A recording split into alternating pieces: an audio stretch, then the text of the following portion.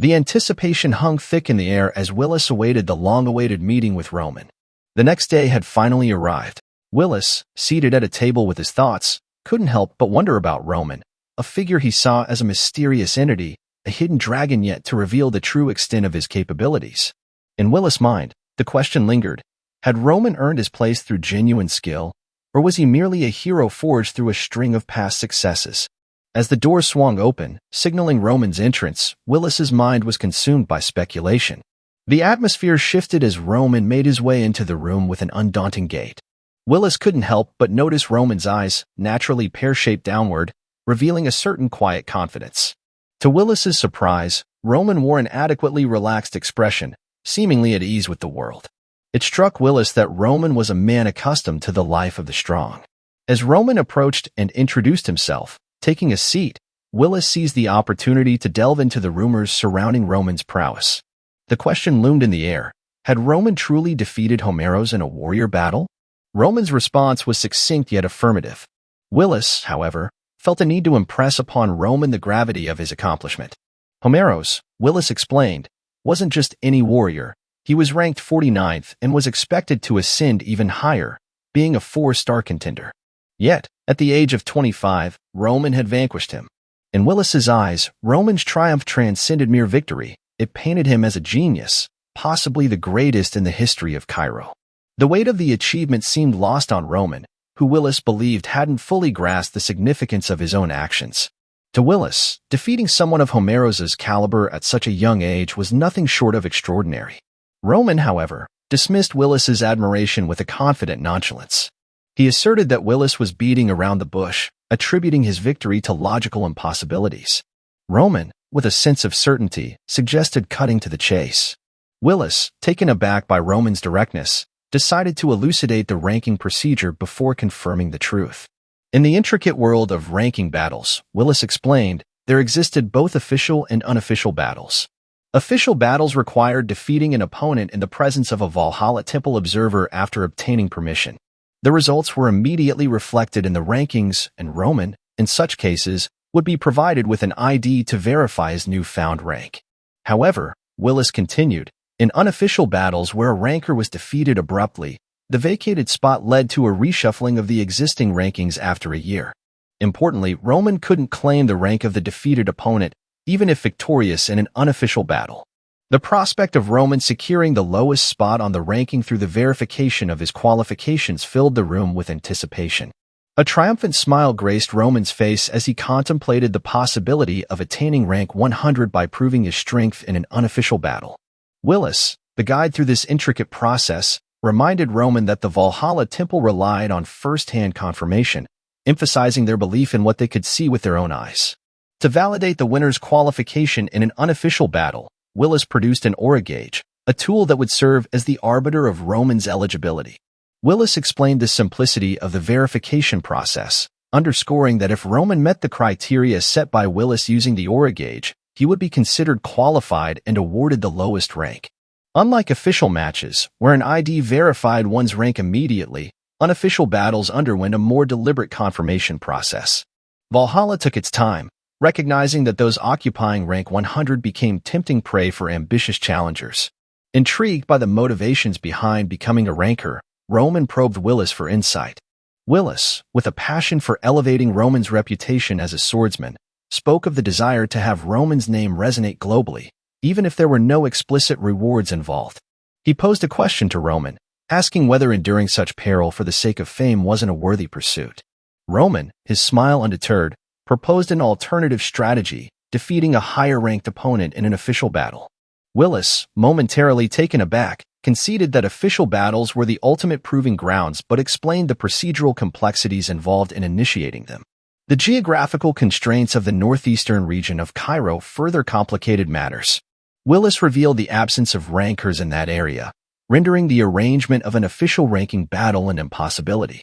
Roman, recognizing the challenge posed by the lack of suitable opponents in the region, prepared himself for the forthcoming test. As Roman readied himself, Willis detailed the mechanics of the test. The aura gauge, a seemingly simple device, held the key to determining Roman's rank. Infusing mana into the gauge would trigger a color change, providing a visual representation of Roman's prowess. Willis elucidated the color code: red for a 1-star ranking, orange for 2 stars, yellow for 3 stars, and green for 4 stars and above. The expectations were set high, considering Roman's previous feat of defeating a formidable 4-star aura swordsman. For Roman to qualify, he needed to display a minimum of a 3-star yellow on the aura gauge. Understanding the requirements, Roman confidently approached the device, ready to showcase his prowess. In his contemplation, Roman noted the stark contrast between this world and the Mirim. Here, mana played a pivotal role, and tools like the aura gauge were used to assess a martial artist's skills. Intrigued, Roman pondered the nature of mages in this technologically advanced realm. Were they akin to the sorcerers of the Mirim, or had they transcended into the realm of superhumans reaching the status of gods? The power of magic, prevalent in this world, was something Roman couldn't afford to overlook. As Willis gave the signal to begin, Roman recognized the distinct differences in the logics of the two worlds. Wondering about the outcome if he infused mana using the methods of this particular world, Roman couldn't resist a smirk.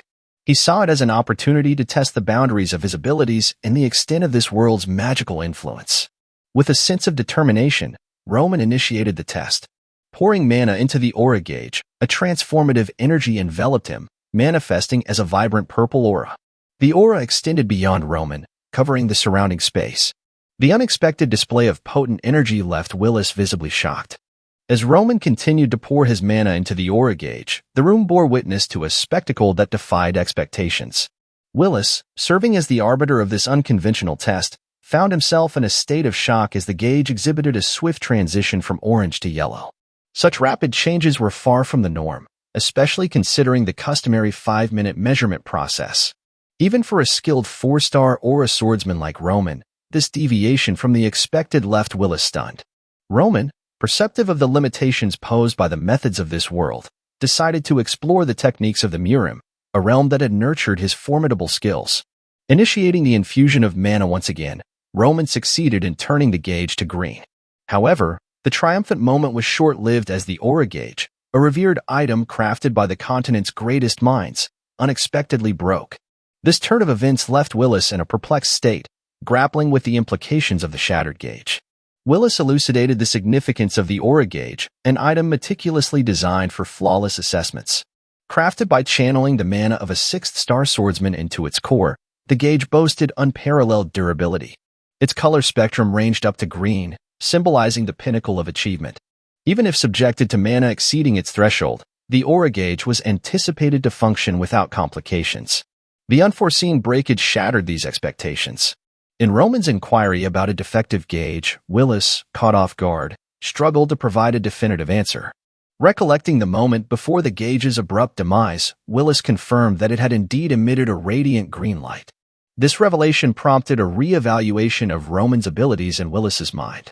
No longer seen as a hidden dragon waiting to ascend, Roman emerged as a fully matured monster, a realization that Willis found hard to fathom. The revelation carried profound implications. Roman, a swordsman with the potential to reach a 6-star rank, posed a significant threat to the established order. Willis envisioned the repercussions not only within the Kingdom of Cairo, but across the expansive continent of the Salamander. The mere presence of a warrior of Roman's caliber had the potential to overturn the existing hierarchy and reshape the landscape of rankings. As the weight of this revelation settled, Willis acknowledged the uniqueness of the situation. The broken aura gauge presented a first-time occurrence, preventing Willis from making hasty judgments. With a sense of responsibility, he assured Roman that the results would be communicated soon, recognizing the gravity of the moment. As Willis excused himself from the room, a sense of urgency enveloped him. The encounter with Roman Dimitry had sparked a realization: there was much more to discover about this enigmatic figure. Shifting the scene to Willis's office, a perplexed expression etched across his face, he grappled with the complexities surrounding Roman's identity. Immersed in the task at hand, Willis delved into the historical accounts of Roman Dimitry. The records painted a vivid picture of Roman's life before the age of 25, revealing a profound transformation. The subjugation of the Blood Fang and the war against Barco were chapters that showcased Roman's remarkable evolution. What stood out to Willis was the extent of this change, a metamorphosis that seemed almost implausible. The strategic finesse with which Roman navigated challenges spoke volumes about his character. Willis found himself questioning the nature of such a radical transformation. Roman's ability to handle affairs with precision and determination was a testament to his unwavering resolve. In the face of peril, he displayed nerves of steel, risking his life to achieve his objectives. Willis marveled not only at Roman's monstrous power but also at the intellect that accompanied it. The aura gauge, intended to measure Roman's prowess, was now a broken relic in Willis's hands. Confirmed was the absence of abnormalities. The only plausible reason for its unexpected breakage was the overwhelming power it had been subjected to. Pondering this revelation, Willis stood up with a sense of urgency. It was imperative to report this anomaly immediately. However, before he could act, a magic call interrupted his thoughts. The voice on the other end hailed from the superior main branch of Valhalla. In a conversation that would alter the course of events, Willis conveyed the newfound information about Roman Dimitry. The decision was made. Roman was to be elevated to the status of a recruitment target. The Valhalla Empire, Willis learned, was not merely a collection of combat-driven savages. They were strategic thinkers, cognizant of the need to act cunningly as their empire's status rose. Their knowledge of utilizing traditions, such as the ranking system, to outmaneuver other nations showcased a level of sophistication that transcended brute strength. Even with their limited numbers, Valhalla possessed the insight to identify those with talent who aspired to rise as rankers. Willis's superior acknowledged the desirability of recruiting Roman Dimitry. The directive was clear: raise Roman's evaluation to tank A and figure out a way to bring him into the fold. However, the superior stressed the utmost importance of confidentiality. Recruiting prospects from other nations required a nuanced approach, one that would seamlessly integrate them into Valhalla without raising suspicions. As Willis absorbed these instructions, in the aftermath of the revelation surrounding Roman Dimitri's ranking, Willis acknowledged the directive from his superior with a measured sense of responsibility. He pledged to convey the news to Demitri, emphasizing the supposed defect in the aura gauge. As a consequence, Roman Dimitri's classification would be adjusted from a 4-star swordsman to a 3-star, and the matter would be resolved by granting him the unofficial position of rank 100. Willis foresaw the potential repercussions of this adjustment, particularly the stir it might cause within the intricate social fabric of Cairo. As the sun ushered in the next day, Willis's announcement resonated throughout the city, sending shockwaves through the established norms. The youngest ranker had emerged, defying expectations and challenging the status quo. In the heart of Cairo, within the halls of power, the news reached Marquez Benedict, an authoritative figure in the central government. Marquez Benedict, seated in his office, received the report from his subordinate detailing Willis's visit to Demitri. The confirmation that Roman was indeed a 3-star swordsman and the rumors surrounding his victory over Homeros piqued Marquez's interest. However, doubts lingered as discussions arose about the circumstances of Homeros's defeat. Rumors suggested he might have been caught off guard, unable to exhibit his full 4-star aura. Curiosity piqued, Marquez Benedict inquired about Roman's age, learning that he was a mere 25 years old. The realization that such exceptional swordsmanship skills manifested at such a young age marked Roman as an outstanding prospect, not only in terms of his abilities but also in the potential influence he could wield in the outer regions. The unfolding events prompted Marquez Benedict to delve into the broader geopolitical landscape. He sought information on the movements of other powers, particularly the empires of Kronos and Valhalla. The revelation that these two formidable entities were swiftly making strategic maneuvers raised Marquez's ire. He questioned how these empires could dare to engage with Roman before the central government had the chance to establish its stance. Cairo, at this moment, stood divided into 4 factions. The royal faction, staunchly supporting the king, maintained a stronghold. The aristocratic faction, led by Marquez Benedict himself, wielded influence over the city's political intricacies. Additionally, there were the pro-Kronos and pro-Valhalla factions, each swayed by foreign powers and their own vested interests. Marquez Benedict, perceiving the urgency of the situation, swiftly issued orders to send a representative to Demitri. The central government couldn't afford to lose Roman to the influences of rival factions. Marquez Benedict's stern directive echoed through the corridors of power. The central government must do whatever it takes to prevent the royal faction from acquiring Roman Dimitri. This decree set in motion a strategic maneuver that would redefine the political landscape within Cairo. The narrative then shifted to the western front of the Kingdom of Cairo, where the borders shared space with the formidable Kronos Empire and the Kingdom of Hector. Here, the harsh reality of external pressures unfolded. Kronos, a continent-spanning superpower and the birthplace of Emperor Alexandro, persistently demanded Cairo's submission. Years of relentless border attacks had taken a toll on Cairo's soldiers, who faced the aggression daily. Simultaneously, citizens within Cairo, swayed by Kronos, applied internal pressure, advocating for surrender. On this tumultuous battlefield, Roman's brother, Rodwell, confronted the stark reality of belonging to a small and vulnerable nation. The unrelenting attacks from external forces on the Western Front meant there was no respite for the soldiers. In the midst of this turmoil, a fellow soldier delivered the news to Rodwell. His brother Roman had ascended to the rank of a ranker. Frustration engulfed Rodwell as he grappled with the notion that Roman, in his opinion, couldn't have achieved a 3-star ranking. Brushing it off as a mere rumor, Rodwell asserted that Roman, the brother he knew, couldn't even fend for himself. The truth, he believed, would inevitably come to light. The narrative then pivoted to Demitri Palace, where Roman found himself with an unexpected visitor. Seated together, the visitor pledged allegiance to the king of Cairo and disclosed the purpose of their visit, to appoint Roman as a royal knight of the royal family. The objective was clear: to secure Roman Dimitri, heralded as the hidden dragon of the frontier. With this appointment, the 4 factions within Cairo initiated their strategic moves, setting the stage for a complex interplay of power dynamics and political maneuvering. As the factions made their strategic moves, the hidden dragon, Roman Dimitri, stood at the center of this unfolding drama. In the quiet exchange between Roman and the elderly man, the gravity of the proposition hung in the air. The elder elucidated the significance of becoming a royal knight, the pinnacle of honor for a knight, and the unprecedented offer for Roman to sidestep the usual stringent trials by directly swearing allegiance to the majesty. However, Roman, while intrigued, questioned the elderly man about the atypical nature of the proposal. The man clarified that Roman, being the eldest son of the Dimitri family, was considered an exception. With a straightforward offer to accompany him to the capital and pledge allegiance, Roman could promptly join the esteemed ranks of royal knights. In response, Roman, seemingly unswayed, sought to understand if that was the extent of the benefits. He inquired if being granted his own mansion and the elevation of the Dimitri family to a higher title were the best the royal family could offer. The old man, taken aback, seemed surprised by Roman's lack of enthusiasm.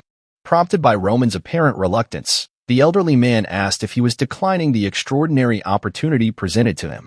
In response, Roman adopted a serious demeanor, expressing that such a decision was to be expected. As the eldest son of the Dimitri family, Roman asserted that he lacked nothing, raising the question of why he should bother venturing to the capital to become a royal knight. The old man, undeterred, elaborated on the rewards awaiting Roman, the bestowment of his own mansion and an elevated title for the Dimitri family. Yet, Roman, seemingly unimpressed, pushed further, questioning if these were truly the most substantial rewards the royal family could provide. This led to a revealing revelation from Roman. Just 5 days prior, a representative from the prestigious Gregory family had approached him with an enticing offer. In exchange for Roman's oath of allegiance, the Gregory family pledged a mansion in the capital, extensive land, a considerable amount of gold and silver, and even proposed a political marriage that would solidify Roman as a blood relative of the Gregory family. In response to Roman's revelation, the old man appeared shocked and agitated. He sternly warned Roman that he was making a monumental mistake.